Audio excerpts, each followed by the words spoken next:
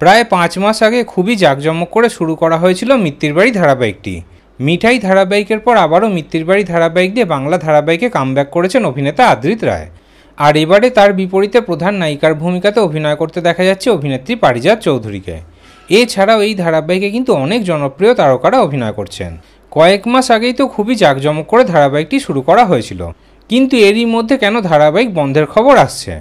আসলে ব্যাপারটা হলো যে গত কয়েক সপ্তাহ ধরেই মিত্তির বাড়ি ধারাবাহিকটি কিন্তু টিআরপিতে পিছিয়ে পড়ছে, স্লট লিডার হতে পারছে না। সেই কারণে এবার চারিদিকে খবর ঘুরছে যে মিত্তির বাড়ি ধারাবাহিকটি নাকি শেষ হয়ে যাবে। তাহলে কি এত তাড়াতাড়ি মিত্তির বাড়ি ধারাবাহিকটিকে শেষ করে দেওয়া হবে? মাত্র 5 মাসের মধ্যে ধারাবাহিকটিকে শেষ করে দেওয়া হবে? এবার এই বিষয়ে বড় খবর পাওয়া গেল। জি বাংলায় তো দুটি নতুন ধারাবাহিক আসতে চলেছে।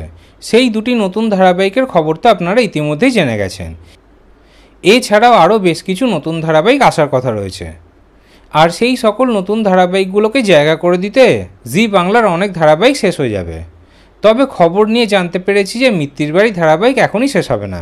চ্যানেলের এখন মিত্তির বাড়ি ধারাবাহিক শেষ করার কোনো পরিকল্পনা নেই। তবে আগামী দিনে যদি ক্রমাগত পরপর অনেক দিন রাত 9টা স্লটে টিআরপিতে স্লট হারা হয় ধারাবাহিকটি, তাহলে কিন্তু মিত্তির বাড়ি ধারাবাহিকে টাইম স্লট পরিবর্তন হতে পারে। তবে ধারাবাহিকটি শেষ হবে না। তাহলে এখন কিন্তু অনেক মাস মিত্তির বাড়ি ধারাবাহিকটি চলবে। এখনই চ্যানেলের এই ধারাবাহিকটি শেষ করার কোনো পরিকল্পনা নেই। এই খবরটি শুনে আপনাদের কেমন লাগলো কমেন্টে অবশ্যই জানাবেন।